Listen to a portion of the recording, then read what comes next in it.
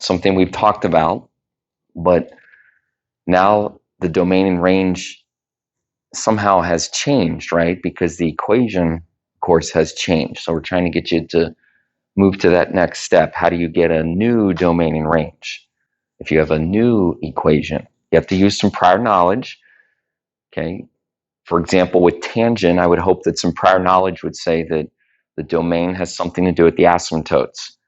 To be honest, that's our goal, is to figure out where the asymptotes are, and you'll have the domain. The range, that might be something that you say, hey, that's always going to be all real numbers. And that's definitely true no matter what's going on with tangent. Now I'm showing you the two answers. For some of you, that kind of tells you I did it. For some of you, there's a question, wait, why is it not what I wrote? Let's talk about the asymptotes. Okay, and what I'm trying to do here is to approach this without a calculator, which would require us to analyze these numbers. The period, of course, is not equal to 3, but it involves the number 3. Okay, so the period is 60. And then the shift, remember, is not 90, but it involves 90. And of course, it's C over K, so that's 90 over 3. If you were doing this problem completely without a calculator, you would be able to locate a shift point, that went to the left 30 degrees. Okay, so I have a shift point that went to the left, and then we can activate that half the period concept.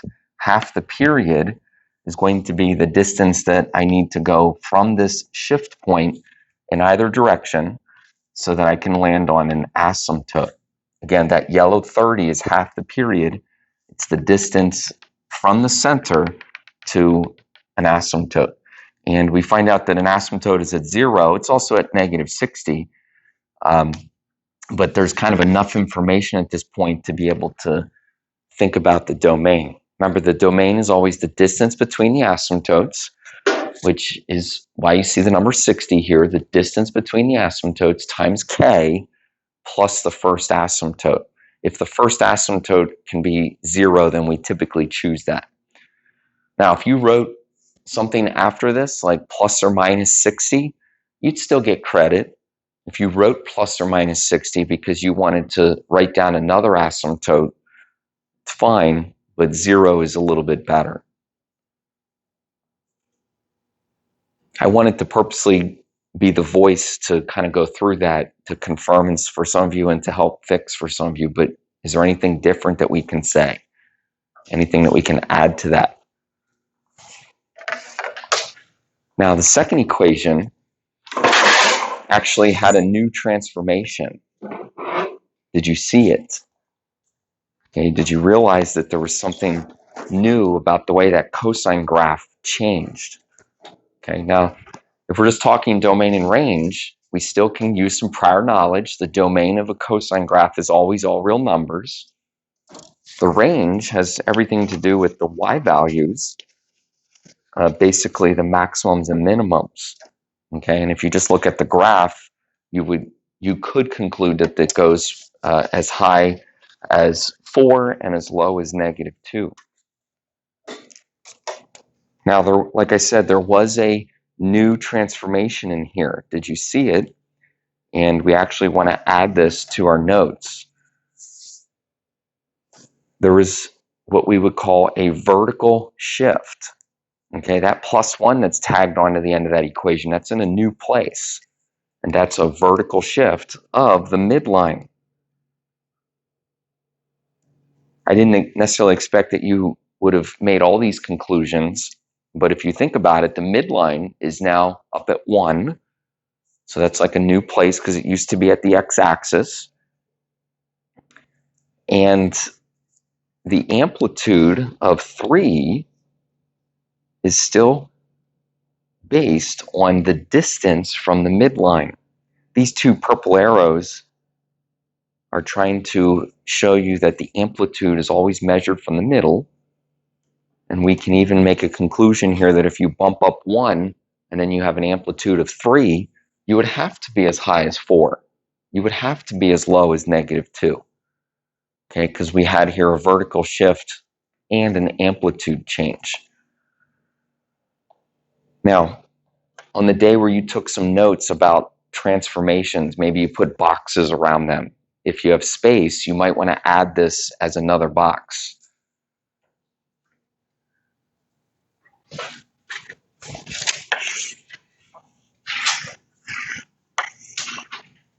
It's your notes though, so however it helps you to be able to have access to this transformation.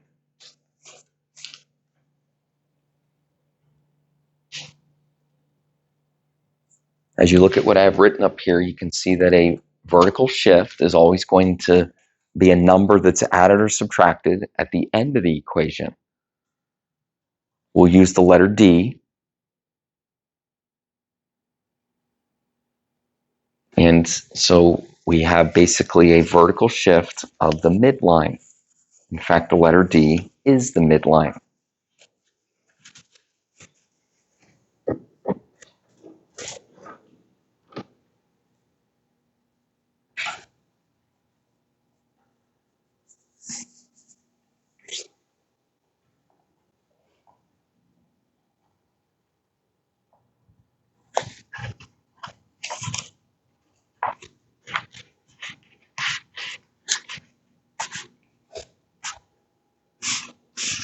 All right, so we'll add this transformation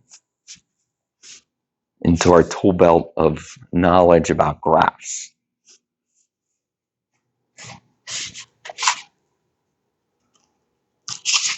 As you're finishing up making notes of that, let me give you what we're going to do today. Maybe you kind of saw this coming, but again, it's just the next step in this sequence.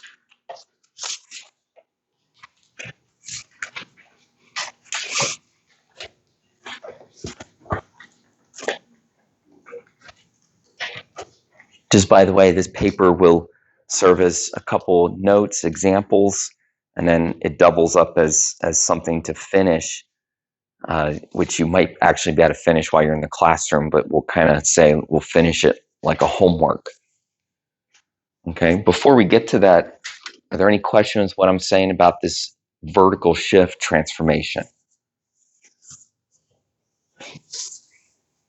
Let's talk about the homework. I don't want to forget about that. I know I saw some of you had some questions as you came in.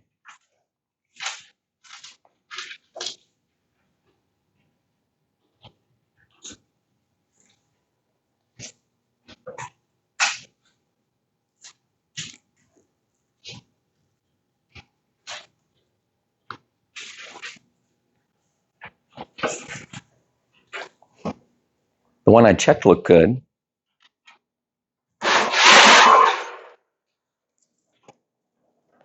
How'd you do with the radian equations? Is there anything that you want to talk about in some more detail?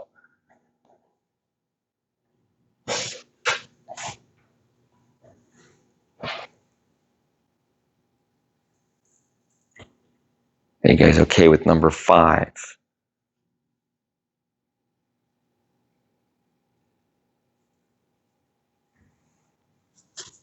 Good.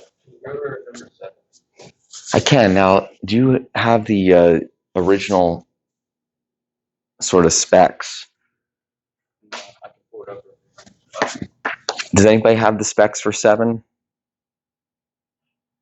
If you don't mind pulling it up, I actually had it, but I realized it's back there on the phone. It's recording, so it'd be a little faster if you pull that up.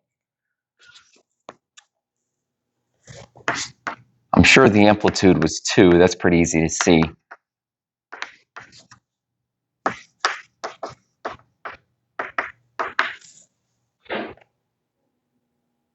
period was 2 pi and the shift is 9.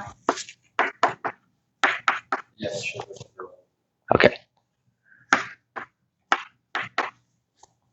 Okay, obviously the problem's in radians, but that's important. You see pi, you assume radians. That means that you have to kind of adjust your formulas to be in radians. Now, we had a formula that said that the new period was 360 over k.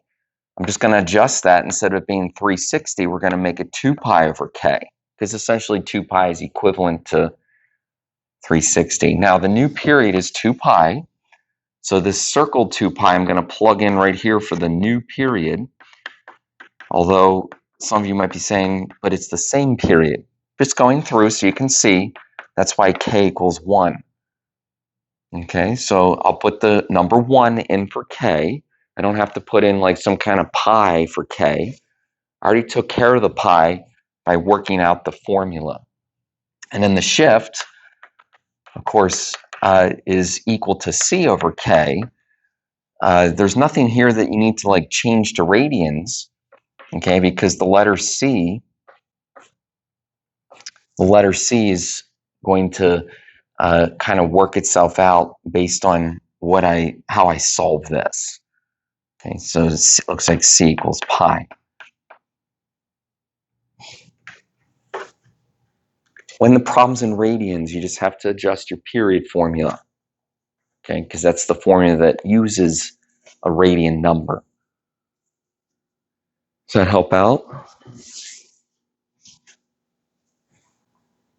Anything else?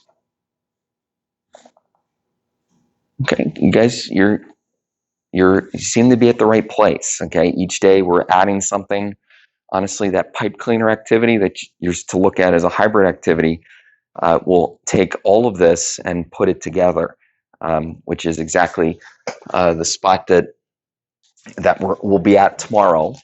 But for today, what we want to do is we want to be able to look at some graphs, as you can, I'm sure, tell from the handout. We want to look at some graphs and see if we can write the equations. Okay, now it's kind of one of those things where, depending on the student, you might pick up on this a little faster. You might be at a different place. If you can work ahead, just so you know, I'm going to go through the first 3. I'm going to go through the first 3, and most students do listen because there's something in each of these that is worth repeating.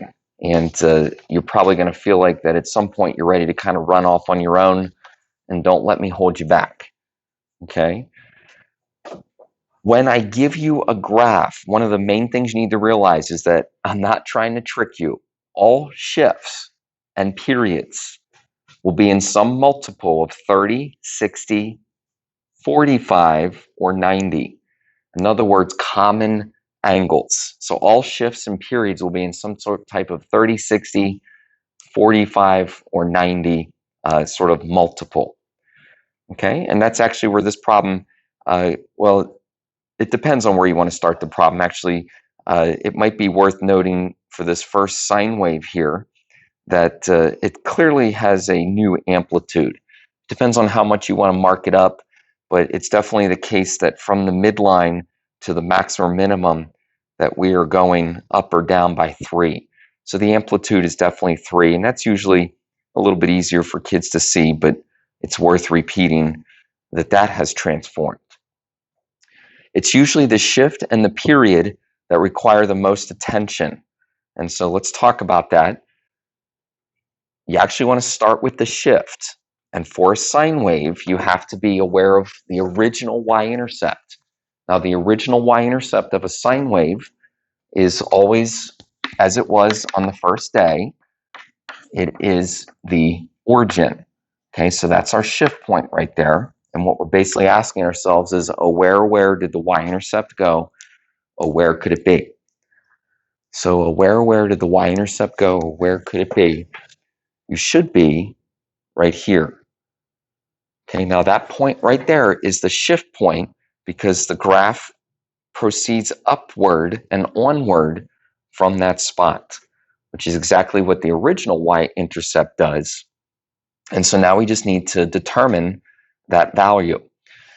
So you kind of look at it and you say, does it look like it's 30, 45, 60? It's not 90. Now, you shouldn't say that it's 45 because 45 would look like it's right in the middle. And so therefore, the only thing it could be is 30. It shifted 30 degrees to the right. Okay, so we have our shift. Now, if you're saying that's kind of backwards, well, yeah, you want to think about the shift first so that now we have a point that we can use to help get the period. Now the period is going to be one cycle, and I'm going to trace for you one cycle because I want to make sure that you realize that it has to have a full positive and a full negative, and then we get back to where we started, which again, we have to think about the value of that point. Okay, now that little point right there is right past 180. 180 is the hash mark that's right beside it. It's only 30 degrees past 180, and that's why we can conclude it's at 210. Okay, so we have a period of 180. We have a period of 180, which of course is just the distance between those 2 points.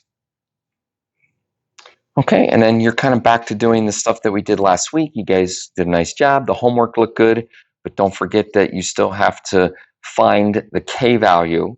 The K value is actually going to be 180 when 180 equals 360 over K, which is a pretty common K value of 2. And then, of course, you have to find the C value. Remember that the shift of 30 is equal to C, in this case, over 2. So C equals 60. Now be careful. This is the part of that I warned you about last week, that that you still plug these numbers into these formulas. And that's why we can get K equals 2 and C equals 60. Okay, be careful about, of course, using too many shortcuts. But don't forget to write your equation. And your equation still has to be of that sine template. So make sure you have sine, make sure you have x, and we get 3 sine of 2x minus 60.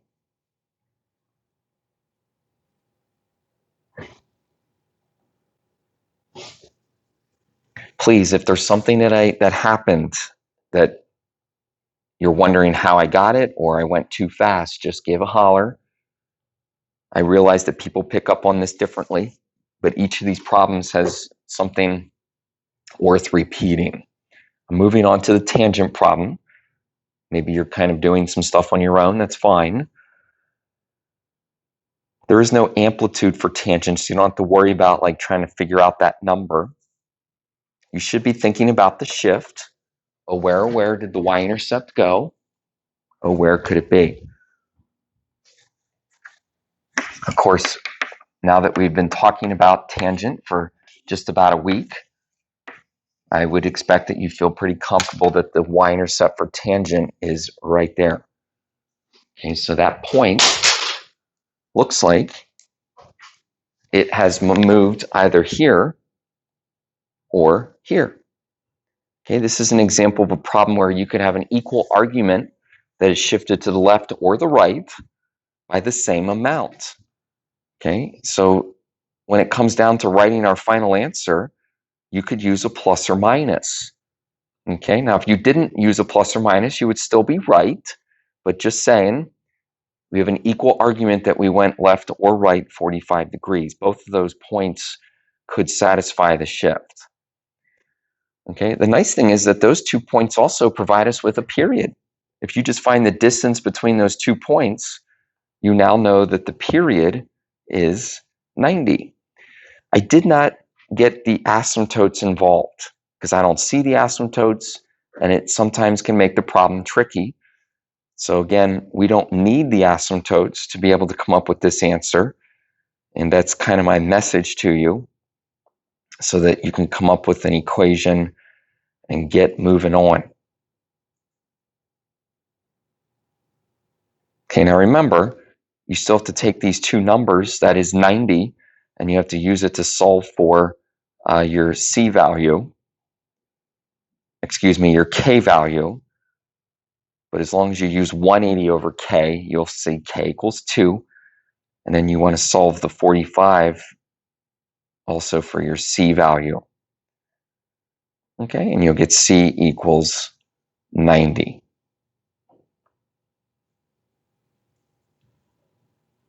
When you write your final answer, as we said, you could use a plus or minus, but as long as you had one of them, you would be right. Please do not say plus or minus 45, but make sure you're saying plus or minus 90, as that is the C value. Again, is there anything that happened there that we could elaborate on? Okay, the neat thing about the place that we're at today, being able to look at a graph, is it gets us one step closer to an application. I'm telling you that this chapter gets real interesting when we finally apply all of this. There's all kinds of applications of these types of graphs. That's coming, okay? But right now we're just kind of looking at a basic graph. And so we arrive at this last one, this cosine. Now this, again, it might be worth just kind of listening for a few moments. Sometimes students' eyes will sort of notice that the max and minimums maybe are at, well, not maybe, but they're at 3 and 1. Sometimes students' eyes will notice that the midline is at a new place. Do you see how all these numbers kind of relate to each other? We have to notice that the midline is at 2. We have to notice that the max and mins are at 1 and 3 so that we can get the amplitude. Now remember, the amplitude is the distance from the midline to a max or min. So it's actually still 1. The amplitude is still 1. That's clearly the distance from 2 to 3 or 2 to 1.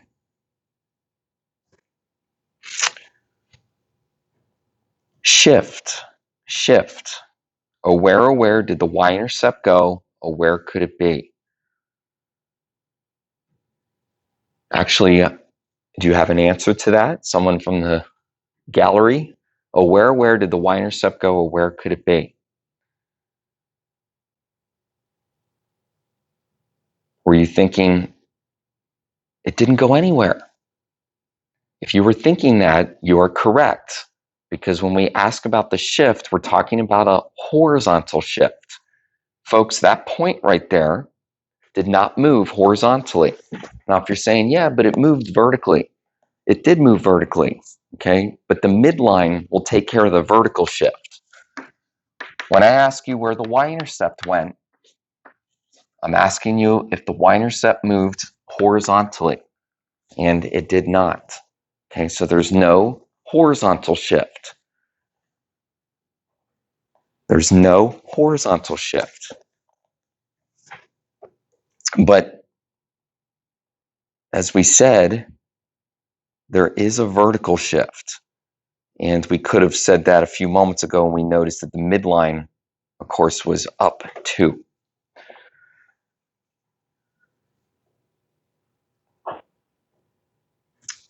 Now, cosine starts at a different point. Okay, but since we've located that point, we might as well locate a point that represents an end of the period, which could be this other red dot, and that will be one full period to trace it so you can see it from point to point. And of course, that distance is 180. Now we know it's 180 because we're using some of the hash marks here to help us. This hash mark right here is at 180, which it's always been. Okay, so the distance from point to point is the period, and I'll just put it underneath here of 180.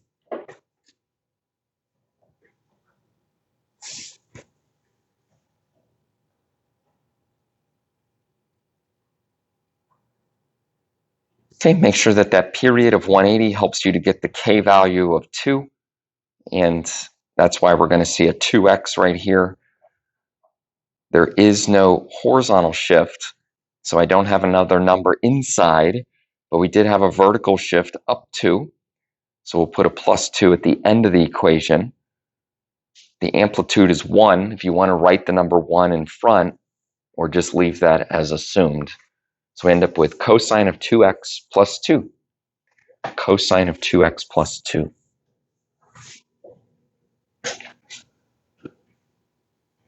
Purposely, there's a little bit of time here that I would imagine you'll want to see if you can figure out the next one. And honestly, depending on how quickly you catch on, you can figure out as many of these as you want. Put this in like a regular homework category. It's not due till Thursday, so you don't need to upload it. Okay, you don't need to upload or do anything like that. just have it for Thursday.